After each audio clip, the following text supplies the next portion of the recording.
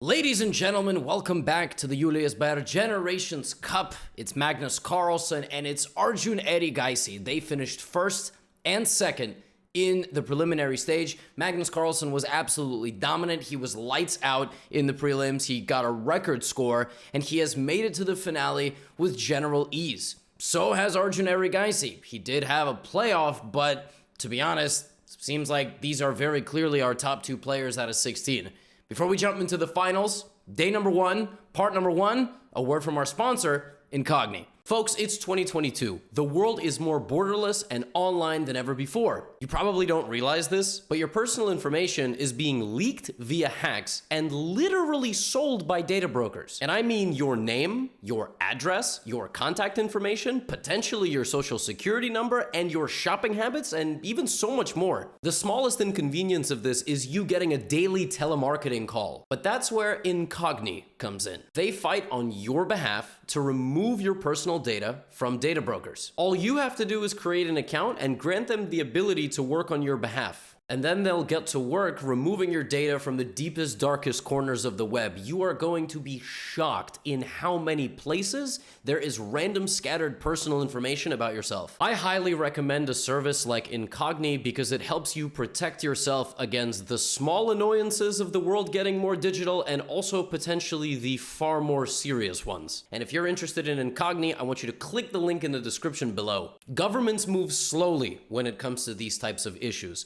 but there is technology to protect yourself, and if you're interested in Incogni, I want you to click the link in the description below. And the first 100 people to use the code Gotham will get 20% off. Now that you're done protecting your data, let's get back to the video. It's time for game one. I didn't mention the format in the intro because I'm a bozo. So since they play 2 days, today they just play 4 rapid games. Doesn't really matter who wins, who loses, doesn't matter if it's a tie.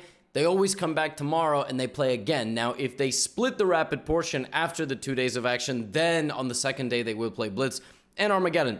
All right, Magnus begins game number one with a ready. He is not looking for Erigaisi Sicilian. He's looking to play a ready. And the most surprising thing comes actually on move 4. Yes, move 4, as Magnus plays the move castles. You see, Black's entire setup here after bishop g7 is designed to play the move e5. So generally, white will play d4, right? If white castles, black is able to play the move e5. It's not like black solves chess. I wish it was that simple. But now the move d4 doesn't make sense anymore because black can play e4 and then f5 and just get a massive center. Still, chess has to be played from here. Games don't end in 6 moves unless you're a Gotham subscriber. So knight f6 though. So Erigaisi doesn't really care about e5. Turns out that Erigaisi wanted this position all along. This was going to be his opening preparation. Now, from this position, white oftentimes will play c4. Excuse me. So excited I can barely speak. And after the move c4, black can take on c4. Black can play c6, not c5. Although even c5 explodes the center and is not completely horrible. But Magnus plays the move c3. So he's looking very much for just a maneuvering game. And if you think about it, black can also sort of copy, and then maybe white will play a4 and black will play a5. And I mean, at some point, it's going to become a little bit of a meme, but both sides are just literally going to copy each other nonstop. So Erigaisi plays a5. He breaks the symmetry. We have bishop f4. And this is actually the way that a guy named Vladimir Kramnik played several times back in the year 2017, once in a rapid game and once against Maxime Vachier-Lagrave, who's a very, very good player. That was in a classical game in Dortmund, in Germany. They drew that game because it's very symmetrical, and as you can see, the eval is literally 0, 0, 0. The engine is like, why did you wake me up from my nap? I'm gonna go back to sleep. c6, and here the novelty, queen c1. Never been played before, very obvious idea of bishop h6, right? So, bishop g4, and Magnus plays bishop h... What? Hold up. But why would you put your queen here and then block? Well, I guess it was sort of like a feint in boxing, you know? He kind of like, he never really intended maybe to throw that punch bishop h6. He's waiting for Arjun to make a move. And once Arjun has committed the bishop, well, a couple of moves later, Magnus is going to ask, well, what did you actually want to do with the bishop there, Arjun? Arjun's like, well, I mean, you're right. I guess I could go here, but then you might even chase me around and then try to win my bishop. So rather than even doing that, I'm going to take on f3. All right, Magnus is like, you really don't know who I am, do you? I now have the bishop pair, right? Now, of course, I haven't solved the game of chess, but this is something, all right? This is some sort of progress made, and we see the eval bar. It's like the defibrillator being used on the heartbeat. It's like beep, beep. You know, you get a little pulse now, and then all of a sudden, here comes c4. That pawn used to be on c3. Now it's actually being used to attack on the queen side. Queen b6, rook d1, and knight e4. There is an idea here by black to play the move e5, which can be a very annoying move. What is that idea? Well, queen f2. And then after this, white is in some serious trouble. So Magnus, anticipating that this is Arjun's idea, moves the bishop out of the way, undeveloping it and seemingly putting it stuck between two pawns. But a very good idea, because after e5, now you take, and there's a tempo on the queen. So that doesn't work at all, right? So bishop e3. Arjun plays queen a6. The threat of queen a6 is to hit this pawn. Magnus immediately plays the best move, knight e5. What? How is that the best move? What about knight e5, d e5, bishop e5? Well, then c d5. Okay, so what? What about dc4? Oh, but then this hangs. All right, well, what about queen c4? Then this hangs just one move differently. So knight e5, believe it or not, is actually untouchable. And after knight e5, white also has a free f-pawn. So the f-pawn will maybe kick this out. Maybe go f4 and be solid. Maybe king h2 first to defend this pawn. I don't know. But those are the ideas. Erigaisi plays knight f6. He sort of breaks the staring contest here amongst all the pieces. Now Magnus has a moment of stability, so he just gently improves his position, queen c2. Like, I'm telling you, when Magnus plays chess, you don't understand it. And there's just no point asking questions. I mean, like I'm telling you, I'm trying to explain it to you, like, oh yeah, he plays queen c2, then he puts the knight in between the queen and the bishop. Like, I would yell at you guys for playing like this. But he plays, I'm like, well, duh. I mean, obviously, keep the queen on the first rank and then move it up a little bit later in the game. Okay. Now knight d6 back, hitting the c-pawn, but he forces it forward, and he goes knight b5. Remember a long time ago I told you, moving this knight to e5 is obviously part of the overall plan here. Now, here the computer perhaps disagrees with Magnus's f4. It doesn't want to allow Erigaisi to play a4. The computer wants to force the knight back. You see, Magnus was like, this knight is useless. There's no reason for me to kind of bring it back into useful territory. The computer disagrees and wants to play like this. Magnus wants to play like this, and he's like, shut up, Stockfish, you should just listen to me. a4. And here is g4, right? But Erigaisi is playing the best moves too. He's also trying to create counterplay. White can't just play g5 here, okay? Black will throw in this, and then move his knight to h5, or somewhere else, and just get very aggressive counterplay, not to mention queen a3, and hello. I mean, you just left that bishop there, right? So, b3, rook d8, and the knight now goes back to d7, looking to trade. We have bishop f2, e6, and Magnus goes around this way. But suddenly, he has lost his advantage. Why? But the rook is hanging. What is going on? What do you mean he lost his advantage? Black has nothing better than the blocker go here, right? No. Here, both players miss something absolutely spectacular. It's a move that looks beyond impossible. And that move is the double exclamation point G5. Ooh, that's a savage move. The point is that if you take, you lose the defender of this, which is not good, and you block this. Of course, the game goes on, like knight e5, d5, bishop e5, maybe rook d3 or whatever, covering c3 as well. But if g5, bishop g5, then there's a fork. Now, you can play knight d7, but then I'm going to go fg, and you can come back, but then I'm going to take. So g5, an incredible move. I just don't think Erigaisi really ever anticipated being allowed a move like that. Like, moves like this come out of nowhere, and then all of a sudden you're like, oh my god, yeah, I totally have that. I should have found that. But he didn't know that ahead of time, right? So he plays f6, and now this, and the position is rock solid. So now it's time to improve all of our worst pieces, all right? Bishop f1, all right? Now g5, forcing a structural decision. Black really doesn't want to play this because this is surrendering. It's just surrendering. You completely lose all your play. So knight d7. Magnus crashes in, all right, makes a couple of exchanges, and has rerouted his bishop. Has rerouted his bishop to the g6 square. And now, how do you activate the white rooks? Well, obviously, you move the king. Then you put a rook on the g file. Then you double the rook, and you go here. Just masterful conducting of his position. He has completely shut down all of Erigaisi's pawn play, and the only 2 pawns remaining, he is just staring straight at them. And Erigaisi's like, well, it doesn't matter. They're sufficiently defended, Magnus. I'm not afraid of you. And Magnus is like, you better be afraid of me. Bishop takes g6. Oh my. Oh. Oh, that's real bad. I mean, if that works, that's really, really bad. And Erigaisi goes here. Magnus plays knight g5. He trades off a knight. And here, Erigaisi's best move is to sack his rook for counterplay, to which white would respond with a queen sacrifice, and then proceed to get into a winning king and pawn endgame like this, which is really funny. White has to find queen g7, of course. Erigaisi does this. We have rook back to g4 and a very simple capture of a 3rd pawn, and Erigaisi just resigns. Erigaisi had no chance that game.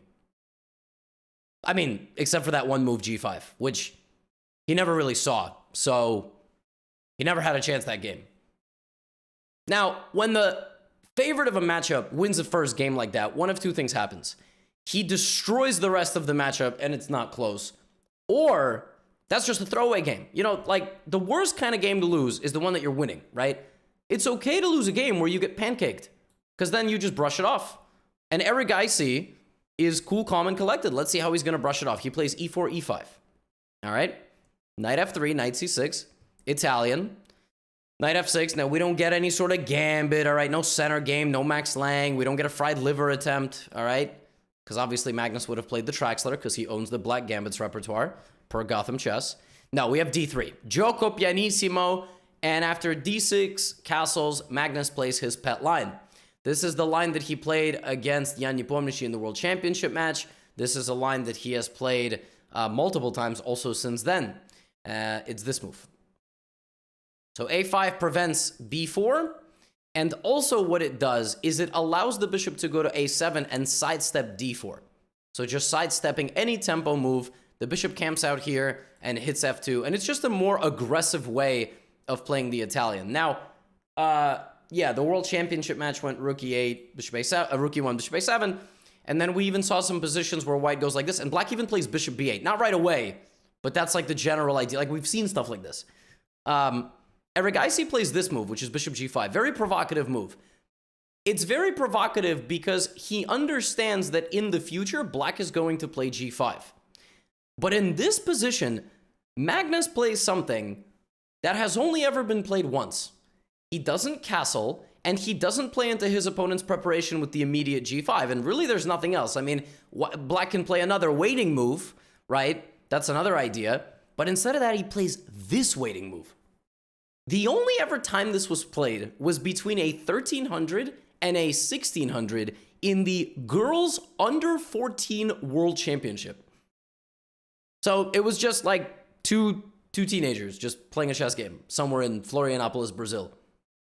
Something tells me, no disrespect to the two of them, that Magnus was not necessarily inspired by that game, considering the two of them combined have his rating. I think that bishop d7 actually has more merit than being played in one random game somewhere, okay? I mean, obviously, maybe both of those players still play chess and are quite strong, but something tells me that Magnus probably is more inspired by what the engine thinks and maybe his predecessors. But who knows? Maybe he does study games of 13 and 1400s for inspiration. Bishop d7. Now white has to make a move. So Erigaisi plays rook e1, which is kind of the universally accepted move. Now we have bishop a7, and now we have g5. Magnus is not castling. He might. But remember, chess rules were written for you and me, not for him. He does what he wants. Knight e7. Nope. Backwards knight move. Two piece movements in the opening. Maybe he's going to put his knight on g6. He allows d4, and then he goes here. Now, that's just a free pawn. So d-e, you are complete. Your eyes are not fooling you. That is just a free pawn. But your eyes are fooling you, because after knight e5, bishop e5, there is the move bishop takes f2, which is the entire reason the rook going to e1 is a move that actually doesn't necessarily help the white position. It's a universal improving move, but after king f2, knight g4, you're going to be winning the bishop back. So that's why the rook on f1 would have been useful. So Erigaisi takes and plays knight f1. The idea of knight f1 is this and this. Who can blame the guy, right? Suddenly here comes queen e7, and Magnus shows the entire idea of his opening. This is so savage. I've never seen this. I've legitimately never seen someone play a5, bishop a7, and then long castle. He just castled long in an Italian game. This doesn't happen. This just doesn't happen. Like, the man, just in the middle of a game, in a position that's, black is always castling short here, maneuvers his opponent into a certain trick where he is able to long castle. And he's not under any pressure here. None of this b4 stuff is ever going to work because there's just bishop e3, let's say rook e3, and black simply plays h5, h4. And black's attack is way faster than white's attack. h4, the game is over. So Erigaisi now has to defend with a move like queen c1. Now Magnus plays rook e8. Every time you think you've predicted a move that he's going to make, he plays a different move. Why rook e8? Isn't the rook supposed to stand here? Aren't you supposed to go knight h5, knight f4? Yes, actually knight h5 is the top computer move. You are supposed to play knight h5, knight f4, and then you're maybe supposed to play queen f6. But Magnus likes rook e8, so we're gonna let him see. We're gonna let him see what's up over here. Here comes b4. Now Magnus understands that Erigaisi wants to attack him on the queen side, so he doesn't let him. He plays a4 and kind of plugs the hole. But that allows knight f5. All right, so once again, it would have been slightly better here to engage in tactics. That's a very hard move to calculate. It's a very risky move also for Magnus. So he doesn't want to play knight e4. Instead of that, he plays a4, shutting it down, and gets out of the way. The computer suddenly starts going, queen c2 is a really sharp move, and it likes white's position again. Erigaisi finds it. I got to give credit to Erigaisi. He's down 1-0, but my man is playing like he is not playing the world champion, all right? And the GOAT. He's just like, you're going to play moves, and I'm going to play better ones. But the position is still very sharp. Knight f4, rook d1, now Magnus removes the knight.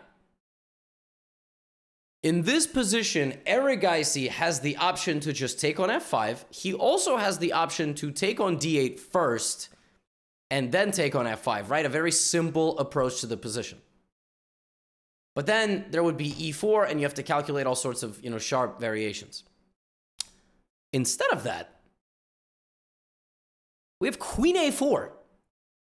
So the rooks still stare at each other, and queen a7 is hanging, and ef5 is hanging. Magnus takes the rook d1, and defends the bishop on a7, because if you try to save this bishop for this bishop, it just ain't gonna work. All right? So king b8, ef5, here comes e4. Now, knight d4 blocks the bishop, and Magnus is still trying to get at white's king. There is a lot of sharp stuff here. Obviously, taking on e3 is natural, because you don't want to let that pawn into your position. Black plays rook takes e3. They're playing the top line of the engine for the last 10 moves. All right? Bishop f2, and now this move must have caught Erigaisi completely by surprise. Queen e7. What? The rook is hanging. Is he nuts? What is he doing? What?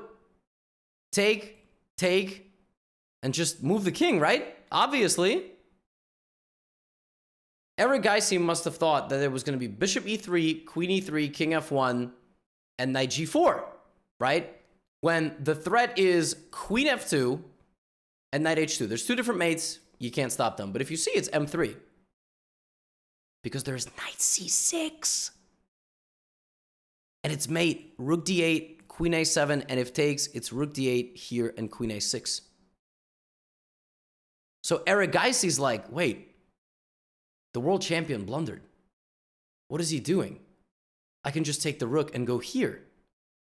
But he forgot that there's this move. The best move and the only move. And the point is, this is shut down. So knight c6, there is nothing. I just take, and I have mate like this. And if you take on d5 like this, I'm not going to take back. Now I play knight g4. And knight c6 check. Your rook is blocked by your own piece. The gluttonous nature of the white position taking the knight. Magnus forces mate down a full rook. The only way that white survives is to sack the queen. And Erigaisi doesn't wish to do that. So he resigns. Oh my god. Oh my god. What a game. Oh my god. Oh my. Oh my. Erigaisi here apparently had to play a move like h3, preventing knight g4, or maybe bishop f1, but he thought Magnus was bluffing. He just thought that he, for a moment, had outcalculated the world champ. It was one of the sharpest games I've ever seen, and Magnus holds his nerves and wins it, and is now up 2-0. So now Erigaisi has to win with black. So naturally, you go for a Sicilian, which probably Magnus anticipated, so he plays the Alapin. The Alapin is one of the best openings against the Sicilian up until like 2000, 2100, but it's also really solid at GM level. It's really tough to crack, all right? White goes for d4 and knight f3, one of the main lines, and then this move.